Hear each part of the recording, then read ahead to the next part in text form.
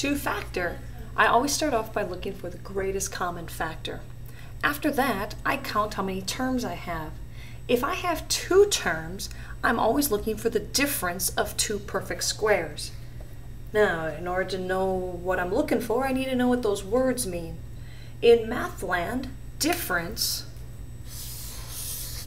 means subtraction. So I'm looking for a subtraction of 2 perfect squares. Now, what are perfect squares? Well, perfect squares are any number that can be broken down to some number times itself. A perfect square can be written as some number times itself. Because any number times itself, that would make a square, like a 2 by 2 square. Both sides are the same. So here's a list of the first 16 perfect squares that we should probably be aware of. If we're relatively aware of these numbers, looking for the difference of 2 perfect squares is a lot easier. 1 is a perfect square. 1 is the god of our math land, I call 1. It is a perfect square, it is a perfect cube, it is a perfect everything, because 1 to whatever power is still 1. Just a nice little side note. 2 squared is 4, 3 squared is 9, 4 squared is 16, etc. So I have the list here of the first 16 perfect squares. And then we also need to remember that x squared here at the end is also a perfect square, because that's what the square means, is it's x times itself. Any number times itself is a perfect square. That's why we call the little exponent of 2 a square. So let's look for the difference of perfect squares and see how that's going to factor. Here is an example of a binomial, 2 terms, that the directions will say to factor, that we have the difference of perfect squares. First of all, once again, we look for the greatest common factor. There's an x here, no x here. Here is a 4, so we have factors of 1, 2, or 4. But the number in front of x squared is a 1. Remember, there's always a number there. 1 times anything gives us anything. So between 1 and 4, there's no greatest common factor. So now we look to say, how else can I rewrite this as a product or a multiplication? And this is actually our FOIL method working backwards. That's why it's really important that you focus in on what the FOIL method is so that you can then go backwards this week. So if you recall, the FOIL method last week was rewriting our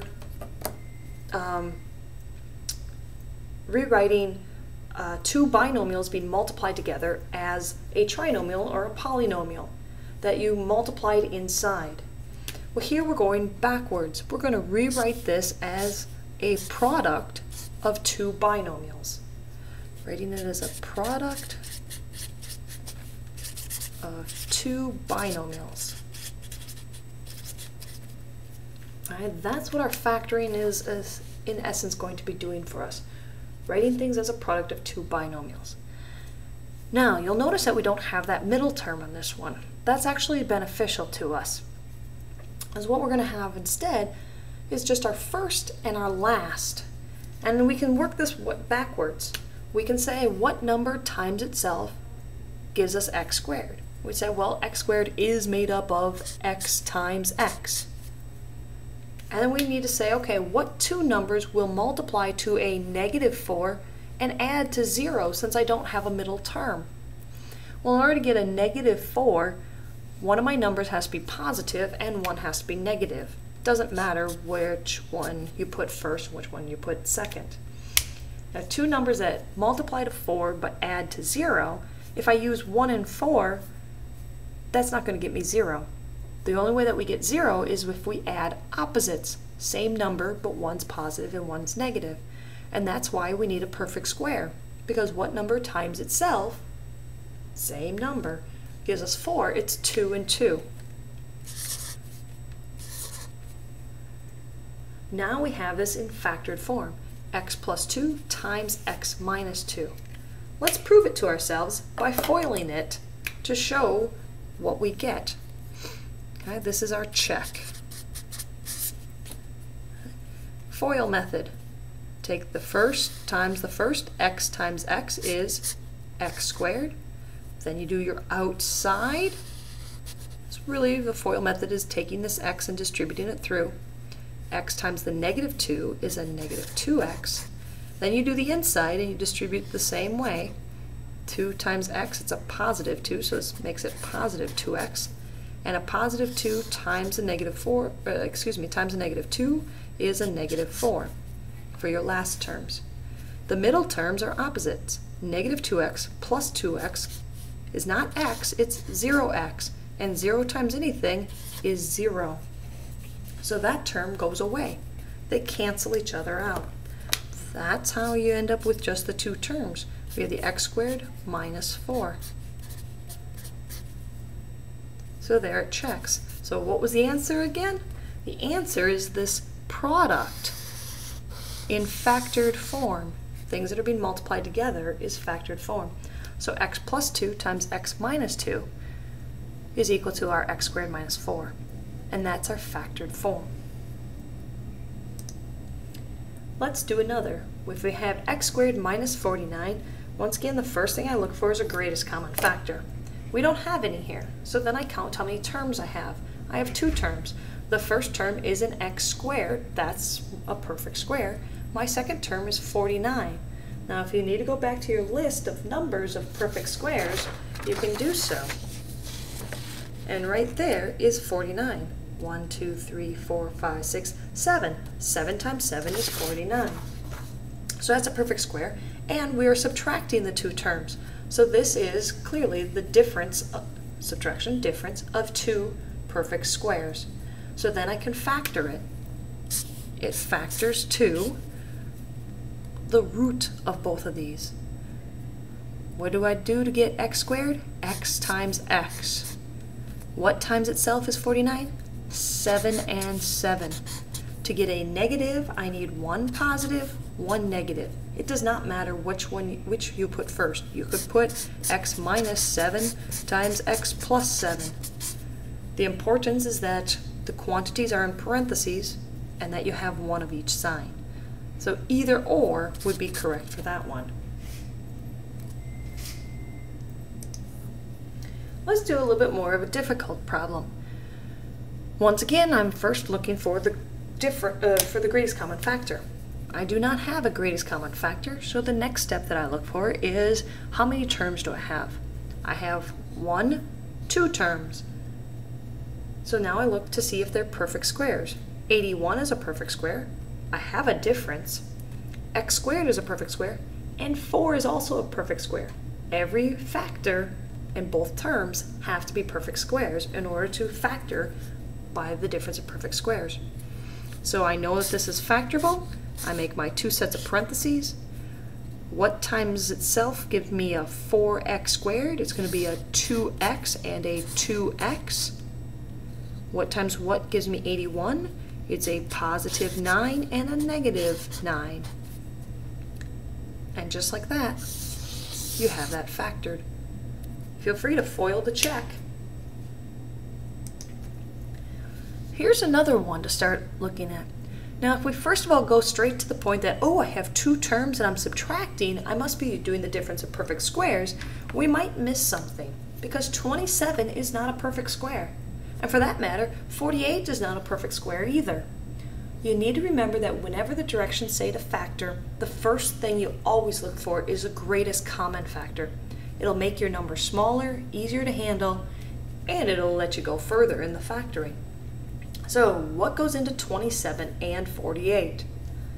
Well, that's going to be 3. If I pull out a 3, what am I left with? 27 divided by 3 is a 9, and the x squared still comes along for the ride. Minus, how many 3's are there in 48? 16.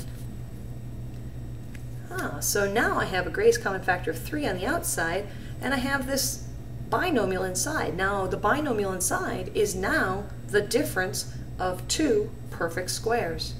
So I can go further. This is not factored completely. This was just having the first step taken out. It's a product 3 times this entity, but it's not factored completely because I can go further with this. So what happens with the 3? Nothing, but don't lose it. It comes along for the ride. But I can break apart the 9x squared minus 16 into two binomials. I go through and say 9x squared is made up of 3x times 3x, and a negative 16 is made up of a positive 4 and a negative 4. Now I can't go any further because these only have x to the first powers, so now I'm done. Don't lose that 3, it's still part of my answer. So when factoring by group, when you're factoring with two terms, make sure that you realize that you have the difference of two perfect squares, but you might need to look for a greatest common factor first. Last problem that we'll do for this section of two terms. Once again, the first thing we're looking for is a greatest common factor. 49 is 7 times 7. That's not looking very good. And 144 is 12 times 12. So it doesn't look very good either. So now we can say, do I have the difference of two perfect squares, and we can break it apart. At this point, a lot of students say, oh yeah, sure, it's 7x minus 12 and 7x plus 12. But that doesn't give us a positive 144. Oh, then it's 7x plus 12 and a 7x plus 12. Well, try foiling that out once. Do you get 49x squared plus 144 as your final answer? Remember to do all stages of your foiling. Well, that gives me my 49x squared. The outside I have 7 times 12 is 84x. Inside I have another one of those, and then I have my 144. Now be careful. Does your middle terms cancel out in this case? Does 84x squared plus 84x squared make 0? No, this is adding. They're both positives. 84x plus 84x is 168x. Right? It does not give me 0x. So this is not factored correctly. Remember, you can only factor two terms if you have a difference or subtraction. Because this one's being added, you can't factor it further. It's already done. I think your book calls it prime. Okay. Because there's a plus sign, you cannot factor that further. Keep that in mind when looking through the two terms. You need to have a difference of two perfect squares. If you don't have perfect squares to begin with, maybe you have a greatest common factor. If you have a plus sign, you can't factor it at all, and it's done. And that is how you simplify factoring by two terms.